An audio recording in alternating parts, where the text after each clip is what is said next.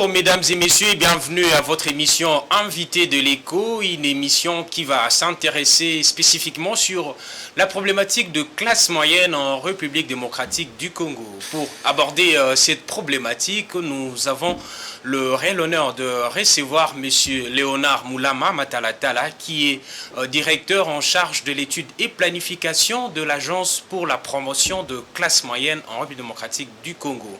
À Procem, messieurs Léonard, c'est un réel plaisir pour nous de vous recevoir sur ce plateau. Bonjour et bienvenue. Bonjour, messieurs les journalistes. Merci beaucoup.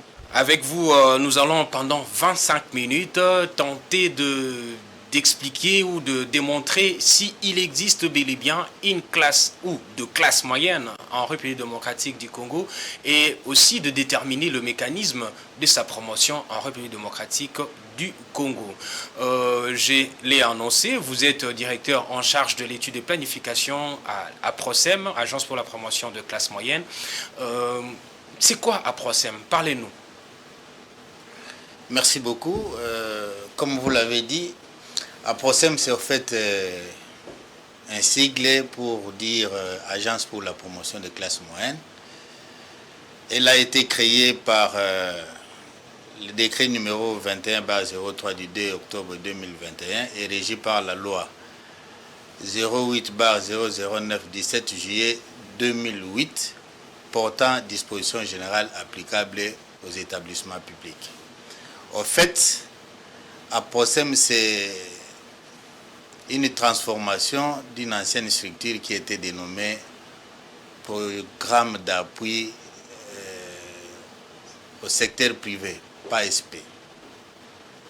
Alors, le ministre Justin Kalumba, à l'époque ministre des Petites et Moyennes Entreprises, avait émis le vœu de pouvoir transformer cette ancienne structure en agence pour la promotion des classes moyennes.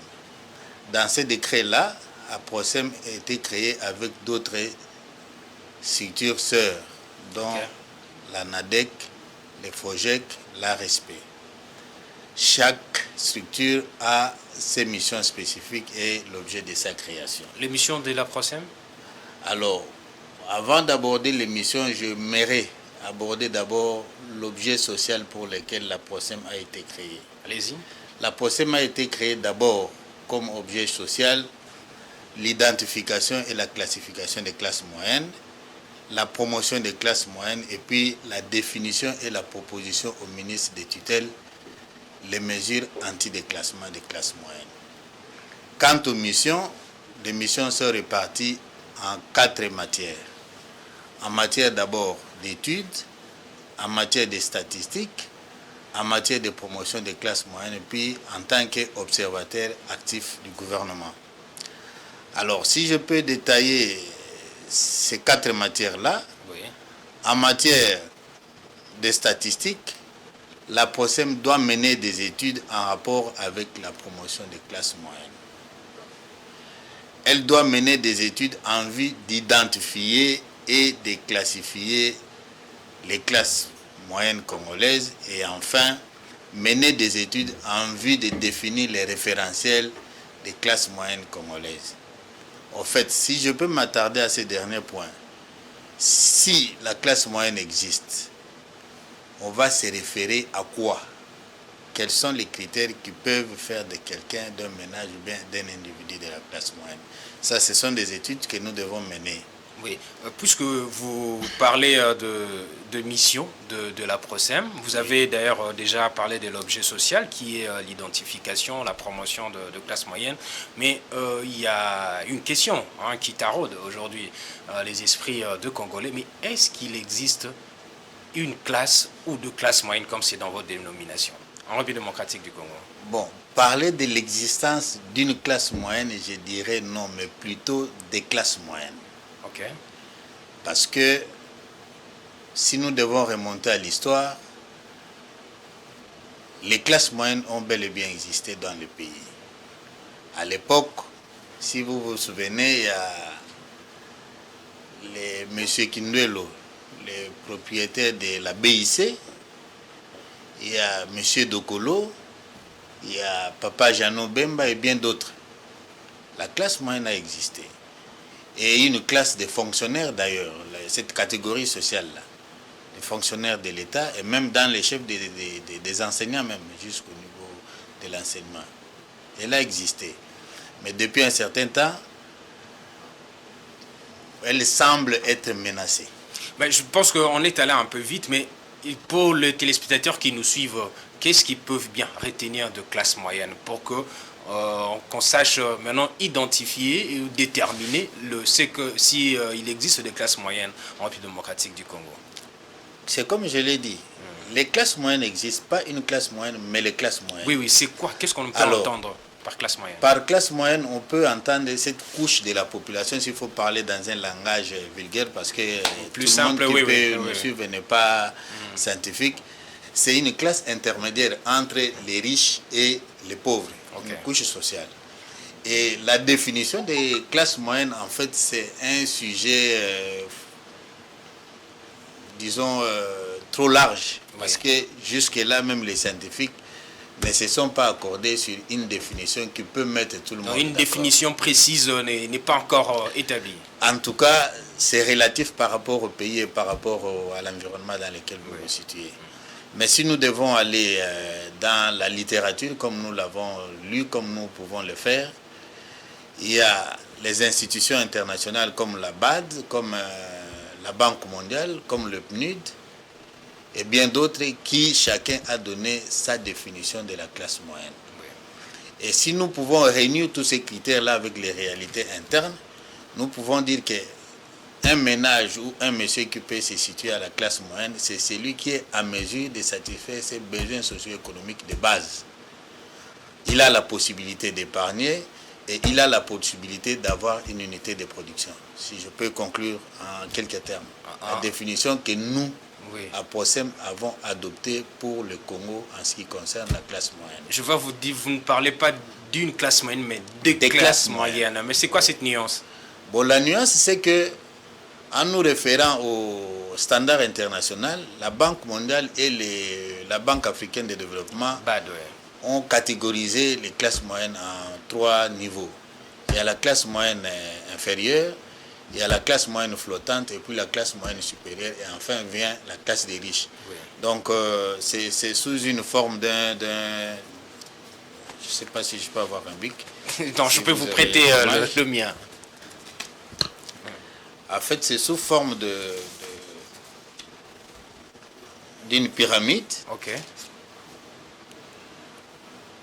Au bas de l'échelle ici, en fait, nous pouvons dire, pour ne pas dire la classe des pauvres, mais la classe des moins nantis. Et moins nantis, c'est cette tranche de la population qui consomme au moins de 2 dollars américains par personne par jour. Après cela vient la classe moyenne flottante. Qui vit au-delà de 2 dollars. Cette classe moyenne flottante consomme au moins 2 dollars par personne par jour. Il y a la classe moyenne inférieure qui consomme entre 2 et 4 dollars par personne par jour et la classe moyenne supérieure qui consomme au moins de 4 à 10 dollars par personne par jour. Et puis là, au sommet vient la classe des nantis. Donc déjà, on sait se situer avec ces éléments, on sait se situer dans quelle classe on s'y trouve. Moi ou bien vous? Non, les téléspectateurs. Chacun, en fonction de sa consommation, il sait, mais moi-même, je sais où je peux me situer. Vous savez tel que je l'ai détaillé.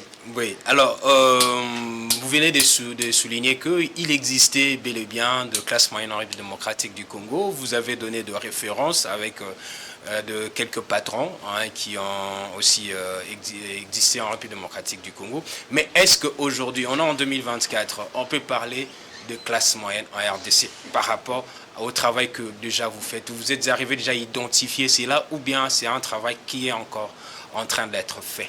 Bon, je peux vous confirmer que les classes moyennes existent effectivement. Ça existe, mais quant à mesurer leur portée, nous ne sommes pas encore à ce niveau-là. Des études sont en train d'être menées et les conclusions, je crois, dans les mois à venir, nous reviendrons sur le même plateau pour vous dire, voilà, après étude, après analyse, nous avons trouvé tel pourcentage de la population qui se trouverait sur la classe moyenne, flottante, inférieure et puis supérieure. Oui, donc il y a encore des études qui sont menées, donc vous êtes encore en train de faire ce travail, mais votre mission, vous avez dit votre objet social, c'est la promotion. Est-ce que vous faites aussi cette promotion? Effectivement. Comment vous nous faites? le faisons. Bon, à travers des canaux. D'abord, si je dois partir dans l'esprit de la création de la PROSEM avec d'autres structures, certes, il y a au moins 3 tranches. Il y a 3C plutôt. Il y a la capacitation, c'est la formation en fait qui concerne l'ANADEC. Il y a le contrat qui concerne l'ARSP. Et puis il y a les fonds de garantie qui concernent le FOGEC, Fonds pour l'entrepreneuriat congolais. Mais nous, à PROSEM, nous venons en amont et en aval de ces 3 structures-là pour voir qu'est-ce qui ne va pas sur la population à travers nos études. Quelle est la tranche de la population qui est sur la classe moyenne flottante, supérieure, inférieure? Par rapport à ça, qu'est-ce que nous pouvons faire? Quel conseil donner au gouvernement pour pouvoir renforcer, sinon promouvoir cette classe moyenne-là? Donc nous sommes un observateur actif du gouvernement. Oui. Mais d'après vous, qu'est-ce qui expliquerait aussi la faiblesse de classe moyenne en République démocratique du Congo? Ça existe, mais on sent qu'elle est très faible au regard de notre situation. Trop faible ou pas trop faible, je ne sais pas trop nuancer. Mais le chef de l'État lui-même s'est rendu compte qu'avec les grandes entreprises, nous ne pouvons pas booster une classe moyenne. Qu'est-ce qu'il a fait? Il s'est retourné sur l'entrepreneuriat, la promotion de l'entrepreneuriat. Il a mis, ensemble avec son gouvernement, tout un arsenal de textes juridiques et réglementaires pour promouvoir l'entrepreneuriat. Par exemple, avec les guichets uniques, il a favorisé la création gratuite d'entreprises, de petites et moyennes entreprises, et même des micros. Mais on constate que cette machine-là est encore lourde. Bon, là, c'est eux, ils savent comment il fonctionne. Mais moi, je dis ce que le chef de l'État a fait. Il est en train de faire la promotion pour l'entrepreneuriat des jeunes et des femmes à travers le projet Pas d'impaiement avec la Banque mondiale qui aujourd'hui est Transform. Et vous avez suivi, ils ont lancé le programme pour le renforcement de l'entrepreneuriat des femmes. Oui. Il y a l'ANADEC qui a lancé le projet L. Tout ça pour booster un peu l'entrepreneuriat au niveau des femmes et des jeunes. Et par conséquent, la finalité de ces actions-là, c'est voir émerger une classe moyenne qui existe évidemment et qui commence peut-être à porter des fruits. D'après vous, est-ce qu'il y a de freins pour qu'une classe ou de classe moyenne émerge en République démocratique du Congo? Oui, les contraintes ne manquent pas, surtout selon l'environnement économique que nous avons. Actuellement, nous sommes dans une conjoncture, sinon une période de guerre avec l'agression rwandaise. Oui. Donc, les efforts que les chefs de l'État pouvaient mener avec son gouvernement pour renforcer cette classe moyenne-là sont maintenant tournés à l'effort vers la guerre. Et aussi, un aspect important, les taxes peut-être. Et aussi notre économie, telle que vous pouvez le voir, c'est une économie extravertie. Oui, oui. Nous dépendons plus de l'extérieur. Oui. Et le secteur informel aussi est très développé. Or, lorsqu'une économie dépend plus de l'extérieur, il y a la fuite des capitaux qui va vers l'extérieur. C'est comme ça que le chef de l'État, ayant compris ça, veut promouvoir la production nationale tel qu'il a lancé le projet de développement de 145 territoires. Et l'année en cours, son mandat ici, il l'a dédié à la création d'emplois. Création d'emplois et puis au renforcement du secteur agricole. Mais est-ce que vous ne pensez pas que la fiscalité, vous venez d'en parler, les taxes et autres, mais est-ce que les dysfonctionnements de politiques de protection sociale aussi dans notre société, ça pose pas aussi peut constituer aussi un frein pour l'émergence de classe moyenne? Ça peut, mais le chef de l'État l'a contourné. À contourner comment? Puisqu'il y a peu de gens qui sont assurés, qui sont protégés par ces entreprises telles que la CNSS et autres. Non. Il y a par exemple la gratuité de l'enseignement. C'est une mesure de protection sociale. Il y a par exemple la gratuité de la maternité. C'est un programme de protection sociale. La CNSS fait son travail. C'est nous plutôt, comme nous n'avons pas la culture de l'impôt, nous fouillons. C'est comme ça qu'il y a le secteur informel qui est très développé. Mais si nous devons avoir la culture de payer les impôts, alors que les impôts, c'est la principale source de recettes de l'État, l'État, quand il collecte l'impôt, il sait comment l'orienter, surtout vers le secteur social. Donc c'est nous qui devons donner plus de moyens à l'État pour permettre à l'État de bien mener ses actions. Tant qu'on ne paie pas les impôts, je ne vois pas comment l'État peut s'en sortir. Mais avec la rareté des opportunités, puisqu'il y a la croissance économique qui est là, mais ça ne s'accompagne pas avec d'autres opportunités telles que la création d'emplois. Est-ce qu'on peut espérer vraiment avoir une classe moyenne dans ces conditions? Et ça peut vous rendre aussi une tâche facile à Procem de bien promouvoir la classe moyenne. Bien, quand vous parlez de la croissance économique, à l'époque avec le gouvernement Matata, les études ont démontré que la croissance économique que nous avions réalisée, d'ailleurs jusqu'à aujourd'hui, n'était pas inclusive. Et c'était une croissance qui était orientée vers un seul secteur, le secteur minier. C'est comme ça que les chefs de l'État ayant compris, le secteur minier, c'est un secteur qui utilise beaucoup plus de sous-traitants. Et des sous-traitants qui sont aussi des étrangers pour la plupart. Des étrangers. C'est comme ça qu'il y a création de l'ARSP qui est là pour suivre comment le contrat de sous-traitance est en train de faire et pour donner principalement ces contrats de sous-traitance aux Congolais pour avoir justement une classe. Apparemment, ça a réussi hein, le travail de l'ARSP aussi. Bon, il est dans ses missions régaliennes. Il suit la logique de sa création. Je ne vois pas s'il ne le fait pas, quelle serait sa raison d'être. Alors, que demanderiez-vous pour que vos missions soient accomplies, soient réussies aussi? Bon, les contraintes aujourd'hui, principalement pour la Procem, les moyens humains, on en a, les moyens matériels, on en a. D'ailleurs, récemment, toujours dans l'optique de promotion des classes moyennes, nous avons accompagné un confrère congolais qui est dans le montage des téléphones et puis de tablettes. Alors, nous avons acheté ces tablettes-là. D'abord, pour l'appuyer, de deux, comme un outil de travail. Nous allons utiliser ça pour faire les enquêtes. Okay. Mais pour tout scientifique avéré, pour toute personne normale, réaliser les enquêtes dans toute l'étendue de la RDC avec les diversités climatiques, les problèmes de route que nous avons, ça demande des moyens consistants. On en a vu ici récemment avec les élections. Ah non, c'est arrivé en retard. En retard et tout ça, et puis on a commencé à saboter les matériels. Bon, là, je ne mets pas ça dans ma bouche, à prendre ou à laisser, mais quant à nous, c'est plus les moyens financiers qui font défaut. Mais je pense que les ministres et le gouvernement sont en train de se battre pour nous donner les moyens nécessaires pour que nous puissions faire des études, des enquêtes dans toute l'étendue de la République démocratique du Congo. Parce qu'on ne peut pas se limiter seulement à Kinshasa. À part Kinshasa, vous vous trouvez où encore? Non, nous devons aller dans toutes les provinces.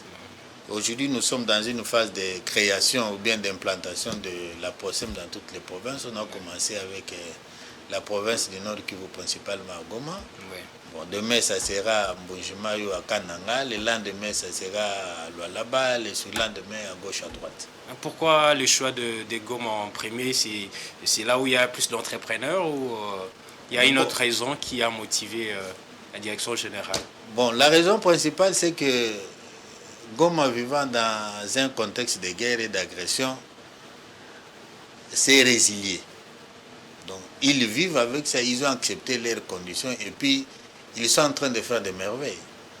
Ici à Kinshasa, quand on peut parler de petites et moyennes entreprises, c'est souvent des petites et moyennes entreprises de subsistance, de survie. Mais alors là, à Goma, ce sont des PME de développement et d'innovation. Okay. Et c'est justement ce que nous cherchons. Okay. Parce que quand vous allez dans l'optique... structure qui innove. Qui innove et qui se développe, quand une structure, une entreprise se développe, automatiquement il y a création de la classe moyenne. Okay. Aujourd'hui, vous pouvez avoir 2-3 employés, le lendemain vous en avez 5, le surlendemain vous en avez 10. Et si surtout votre productivité est bonne, vous attirez beaucoup de capitaux, il y a possibilité que vos agents soient mieux payés et puis c'est classé sur cette tranche de la population, on peut payer la classe moyenne supérieure. Mais est-ce que vous rencontrez aussi des entrepreneurs qui vous parlent de la difficulté des financements de moyens? Puisque ça, c'est un refrain chez beaucoup de ceux qui pensent à entreprendre et tout ça. Oui, oui, ils sont là, nombreux. Les financements, c'est le plus grand problème des PME. C'est comme ça. D'ailleurs, le banque que nous avons, et j'avais suivi une émission un jour dans les réseaux sociaux, il y a un scientifique qui s'est plaigné au Congo, il n'y a pas de banque principalement congolaise. L'Arobank, c'est indo-pakistanais. Et les étrangères, Equity, BCDC et autres. Toutes les banques que nous avons ici, ce sont des banques étrangères. Il n'y a pas de banque dédiée purement congolais. Alors là, c'est un problème. Donc, il faut de banques congolaises. Il faut de banques congolaises. C'est comme ça que le chef de l'État, avec notre ministre des tutelles, que je salue en passant d'ailleurs, pour contourner cette affaire-là, a créé le FOGEC, Fonds de garantie pour l'entrepreneuriat. Parce que les banques classiques ne peuvent pas donner du crédit aux Congolais. Mais on a comme l'impression, à Procem, Anadec, FOGEC, sont pratiquement un peu dans la même mission. Est-ce qu'il y a une nette différence? Comment vous expliquez, vous vous démarquez dans votre travail? Bon, ce sont ce qu'on appelle les chaînettes de la même médaille. Okay. Nous sommes les enfants de la même maison, mais chacun a sa chambre. Okay. Donc, je ne viens pas ici parler de FOGEC, moi encore de l'ANADEC, okay. Mais au moins ce sont des structures qui sont dans le même système avec APROSEM. Okay. C'est que nous travaillons en amont et en aval de leurs activités. Okay. Mais nous ne sommes pas le même. Vous n'êtes pas le même. Nous sommes dans la même maison, mais chacun a sa chambre. Ok, quel serait votre mot de la fin, puisqu'on tend déjà vers la fin de l'émission, puisque les Congolais ont besoin d'améliorer leurs conditions de vie, et qu'est-ce que APROSEM peut leur apporter? Bon, l'amélioration des conditions de vie des Congolais n'émane pas vraiment de l'APROSEM. L'APROSEM, nous avons, comme je l'ai dit, suivant notre objet social et puis nos missions, nous pouvons orienter les PME qui sont en difficulté, par exemple, de financement, qui sont en difficulté de renforcement de capacité, peuvent venir nous consulter, nous serons les orienter, on dit voilà, ça, c'est ANADEC qui peut le faire, on l'oriente vers ANADEC, ça, c'est l'ARSP qui peut le faire, on l'oriente vers l'ARSP, ça, c'est FOGEC qui peut le faire, on l'oriente là-bas.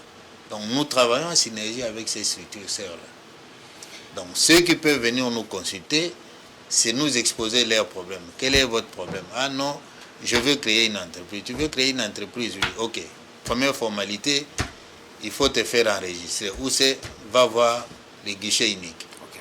Quand tu t'es enregistré auprès des guichets uniques, qu'est-ce qu'il y a? Ah non, je ne sais pas faire un business plan et tout ça, comment démarrer mon activité. Bon, va voir ANADEC, qui va t'aider.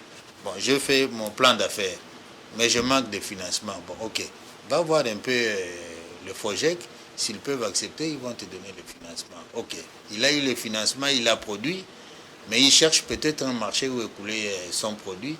Il peut aller voir l'ARSP pour attraper des contrats. Okay. Donc c'est ce que nous faisons.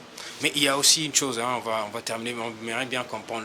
La promotion de la classe moyenne, ça s'est fait avec seulement les entrepreneurs, aussi avec le ménage. Comment vous faites aussi? On peut bien comprendre là. Non, ça ne se fait pas avec les ménages, ça se fait à partir de l'entrepreneuriat. Okay. Parce que le chef de l'État s'est rendu compte, avec l'entrepreneuriat, nous serons en mesure de créer une classe moyenne. Okay. C'est comme ça qu'il a mis tout un arsenal de textes juridiques et réglementaires pour promouvoir l'entrepreneuriat, surtout des femmes et des jeunes. Okay. Et à partir de cette promotion de l'entrepreneuriat-là, il y aura création de la classe moyenne. Et c'est là qu'intervient APROSEM. C'est là où intervient APROSEM. Monsieur Léonard Moulama, c'est un plaisir de vous recevoir sur ces plateaux. Vous étiez l'invité de l'ECHO et vous avez parlé de votre structure APROSEM, Agence pour la promotion de classe moyenne. Je rappelle encore que vous êtes directeur en charge de l'étude et planification. Merci d'avoir été là. C'est moi qui vous remercie. À vous aussi, fidèles téléspectateurs, merci pour votre aimable attention. Restez branchés sur nos programmes. On vous retrouve très prochainement avec le même plaisir.